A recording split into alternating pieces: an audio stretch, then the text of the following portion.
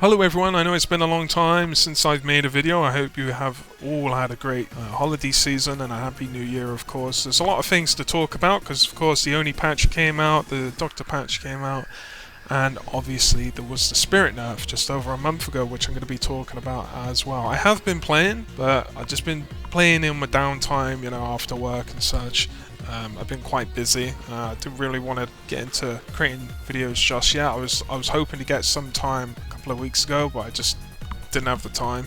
But I have been playing nonetheless, and I have had some very interesting experiences with the Spirit. I'm also planning on doing some other videos as well for the Doctor, the Demogorgon as well, which I think might possibly be a top 3 killer in the game at the moment. Now that probably sounds really daft to you, but I will make a video about it, explaining why I think he might actually be a top 3 killer in this patch right now, but we'll touch on that in a couple of days. Okay, so we're going to talk about the Spirit changes, the first one being the removal of the collision between the Spirit and other players while she is phasing. Now this was something that absolutely needed to happen. I think it was a bit too strong.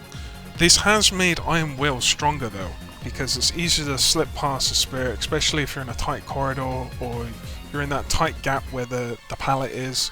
It's very easy to just walk past the Spirit, just drop the pallet and she goes on to the other side. This can't happen. So you will find that more Spirits now will have Strider than before. I think it's quite possible that the ones that weren't actually using Strider before were more reliant on this kind of collision. So yeah, that's my opinion on that. But of course, I'm also going to say that, at the beginning of the video, it's not just nerfs. You can actually use that collision change to your benefit and phase through a survivor and hit them. It's also effective if you're at endgame and the gates are open and the survivor gets off the hook and they're all trying to body block for the survivor. Yeah, you can easily just phase through the survivors that are trying to body block, get in front and then hit them. That's a very good opportunity to do that, but I haven't really been in that kind of situation yet to actually show you, but hopefully one day. Okay, so next up was the reappearance base kit speed that was changed. So it now has a curve instead of cutting off completely when the speed ends. So basically what I mean is, I'll bring up an image now that will roughly show you what I mean. So picture a graph, the line goes across, and then you have a line that also curves down, but it curves down sooner, which basically means the phasing will actually finish quicker because it's starting to go down sooner.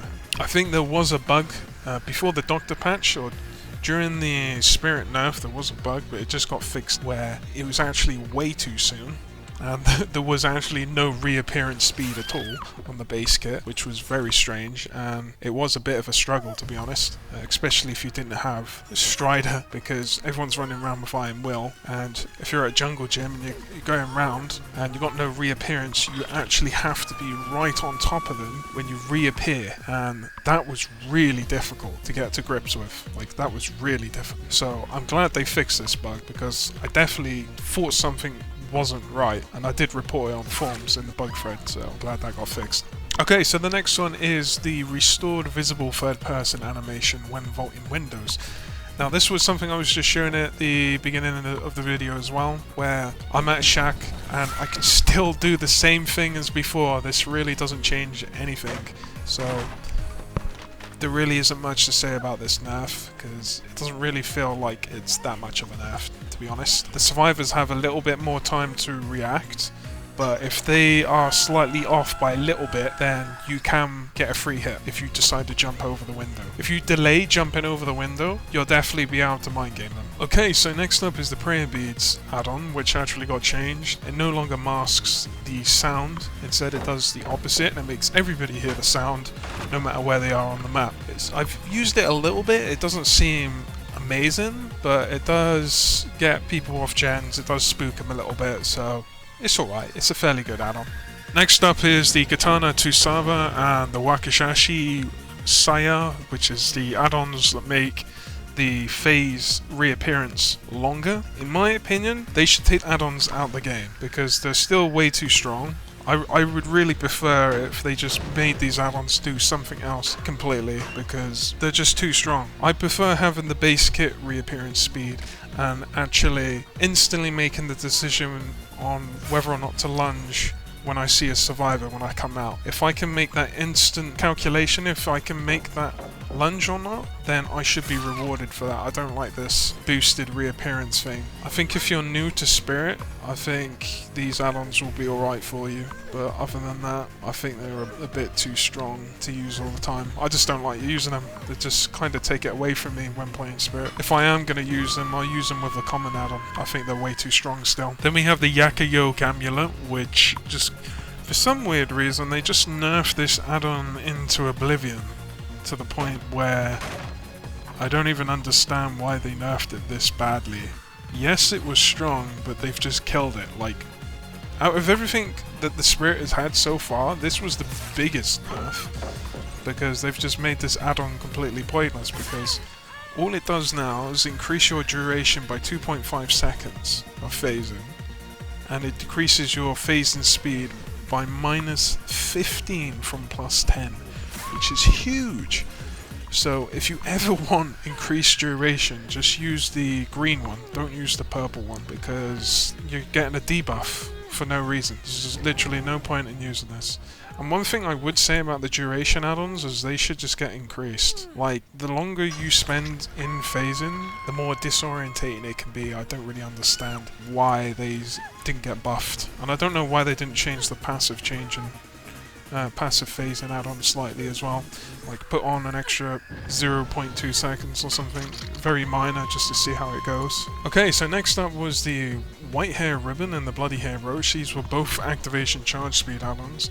I think this was the most balanced change out of all the changes. Like, these seem very reasonably fair. They decrease the activation charge time for both of these from 30 to 20 to 50 to 30. Obviously the biggest jump was the Bloody Hair Brooch that had the biggest nerf, but that was very reasonable. I think these add-ons were very strong. They were part of every meta build that everybody played with her.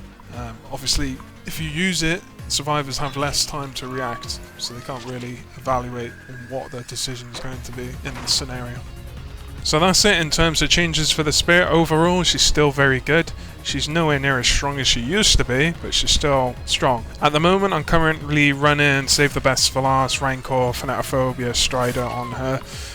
These are very good perks to have on her. Rancor, Save the Best for Last. You want to kind of play around, not hitting the obsession too much and saving her till endgame, but obviously she presents herself to you, just hit her anyway. And then you've got Fanatophobia just to keep on the pressure, to slow down gens a little. Just try and be an aggressive killer when you have Fanatophobia. Usually I would switch out Rancor for Sloppy Butcher just to make things a bit slower, encourage more healing rather than doing gens, and just keep the pressure on the map and play very aggressive. Usually I would just quit a chase just to hit another healthy survivor just to get that Fanatophobia stack, because Fanatophobia is very strong. But if you want to play a relatively safe Spirit, I would switch out Rancor for Pop the Weasel. To be honest, I don't usually run that because I usually play quite aggressive with Spirit, but it's usually a good choice. I think if I end up struggling, which I haven't yet, I might switch out Rancor for Pop Goes the Weasel. So that's it for today. I'm going to release another video tomorrow. Hopefully everything goes alright, and got some more videos on the way. I do want to speak about Oni, Doctor, and Demogorgon because they all got some changes. Well, Demogorgon didn't, but he's very potent in this patch because of the Ruin nerf and how good he is. Played in a specific way, he's not generally good, but if you play him in a very niche way, he is very, very strong. So have a good day, guys, and I'll be speaking to you real soon.